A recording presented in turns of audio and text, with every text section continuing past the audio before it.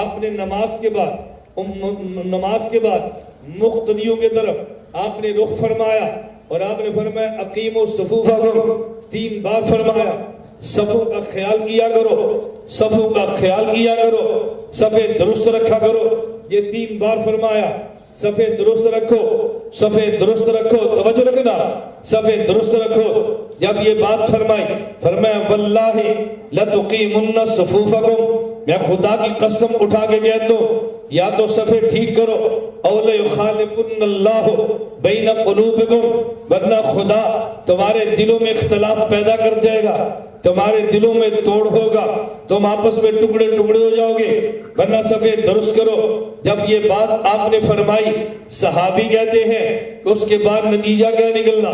ہم دیکھتے، ہم میں سے جتنے لوگ تھے صحابہ کرام میں سے، کہتے ہیں فَإِنِّي رَأَيْتُ، میں نے دیکھا جب وہ نماز پڑھنے لگتے تو یلزق منکبہ بمنکب صاحبہ، اپنے کندھے سے دوسرے ساتھی کے کندھے کے ساتھ ملا لیتے، ورکبتہ برکبت صاحبہ، اپنے گھٹنے کو دوسرے کے گھٹنے کے ساتھ ملاتے، وکابہ بکابہ، اور ٹخنے کو ٹخنے کے ساتھ ملاتے۔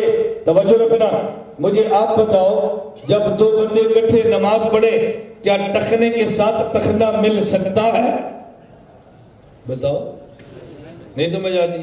آپ 2 بندے ادھر آ جاؤ، اٹھو بھی 2 لڑکی ادھر آؤ، دانت نکالتا، میں کہتا ادھر آؤ تو ہنستے آگے سے، وہ ادھر آ جاؤ، آ جاؤ، آپ دیکھنا ذرا ٹخنے سے ٹخنا ملاؤ، آپ کھڑے ہو جاؤ، ایک اور ساتھ کھڑا ہو جاؤ، آگے ہو جاؤ، میں بھی تو دیکھوں نا، آگے ہو جاؤ، آگے ہو جاؤ، اور آگے ہو جاؤ، دیکھو ذرا ٹخنے سے ٹخنا ملاؤ، ذرا ٹانگیں کھولو، ٹخنے سے ٹخنا ملاؤ، کیسے ملائیں گے؟ ملا سکتے ہیں؟ ٹخنے سے ٹخنا تو جب یوں کریں گے تو پھر ملے گا نا، سیدھا رکھے کیسے ملے گا؟ بات سمجھ آ رہی؟ اب دیکھو ٹخنے سے ٹخنا ملاؤ، اب گھٹنے سے گھٹنا ملاؤ، اب کندھے سے کندھا ملاؤ، لگاؤ زور۔ بات سمجھ آ رہی؟ دیکھو میں عملاً سمجھا رہا ہوں، نہ چھوڑ دے، جزاک اللہ، صرف یہ سمجھانے کے لیے کہ ہماری نماز پر دلائل کتنے وزنی ہیں۔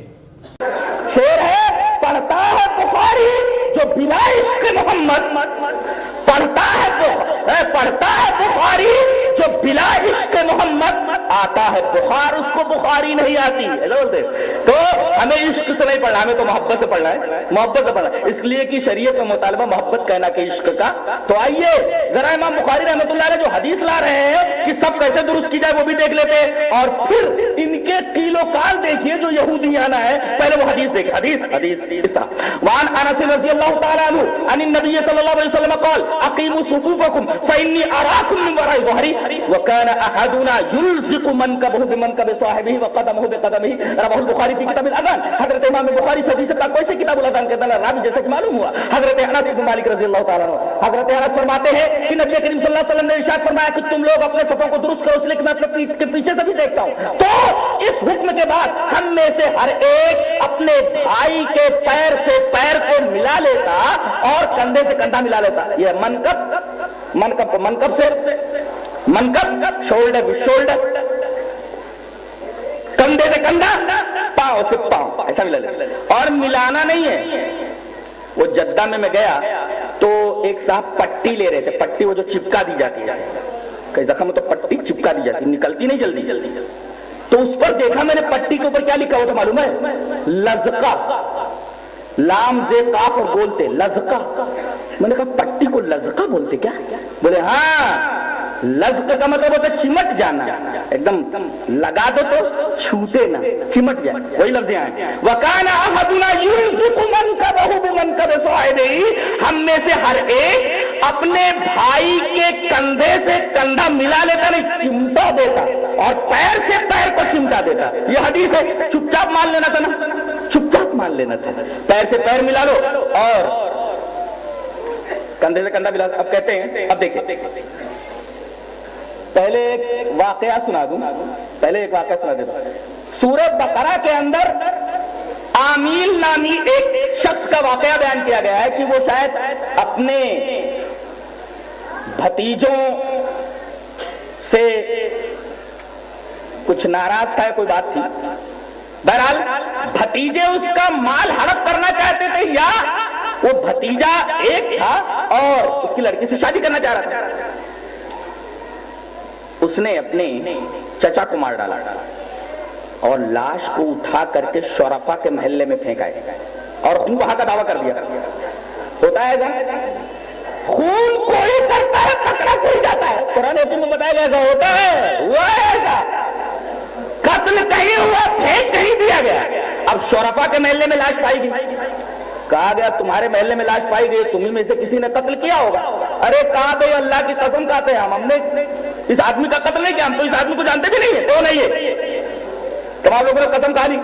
اب حضرت موسیٰ علیہ السلام نے کہا کہ بھائی یہ لوگ تو بے گناہ ہیں. اب اللہ سے دعا کی کہ اے اللہ اب میں اس معاملے کو کیسے سلجھاؤں، اس مسئلے کا حل تو ہی پیش کر. اللہ تبارک و تعالی نے فرمایا ان اللہ یامرکم ان تذبحوا بقرۃ، اللہ حکم دیتا ہے گائے ذبح کرو، ایک بیل ذبح کر دو. اچھا، اور اس کے گوشت کا ایک حصہ اس مردے سے مس کرو، مردہ زندہ ہو کر کے اپنا نام بتا دے گا.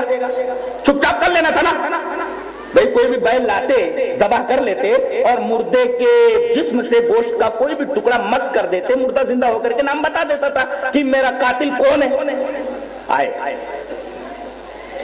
اچھا، موسیٰ علیہ السلام بول رہے ہیں کہ گائے یا بیل ذبح کرو.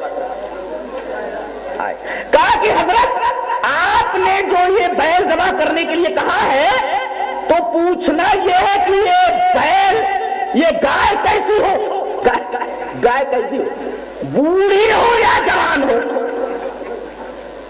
اب حضرت موسیٰ علیہ السلام نے دعا کی کہ اے اللہ اس نالائق قوم کے بارے میں حکم نازل فرما کہ یہ گائے بوڑھی ہو کہ یہ جوان ہو کہ بوڑھی ہو.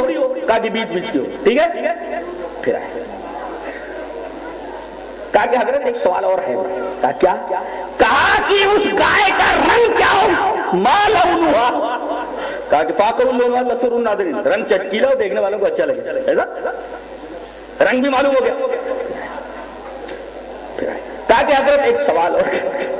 کہا کہ ابھی سوالات کے سلسلے ختم نہیں ہوئے. کہا کہ اب کیا پوچھا؟ کہا کہ وہ گائے ہل چلی ہوئی ہو کہ ہل نہ چلی ہوئی ہو. اب یہی حال جو یہودیوں کا طریقہ ہے تو پیر سے پیر کیسے ملایا جائے. کسی کا ایک پیر نہ ہو، بازو میں کھڑا ہو جائے تو پیر کیسے ملائے گا.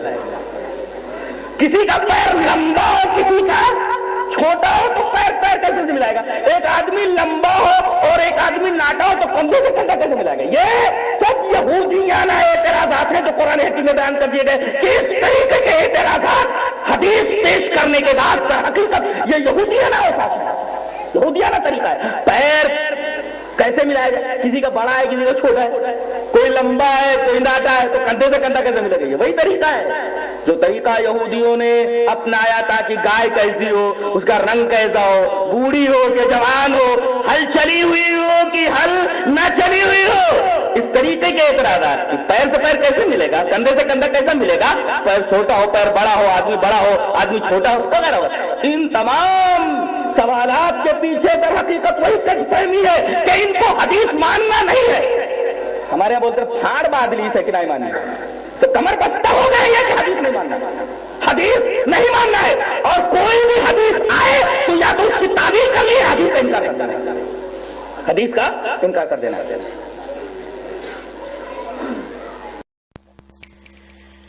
کوئی کوفی مقلد ہو تو میرے سامنے آئے،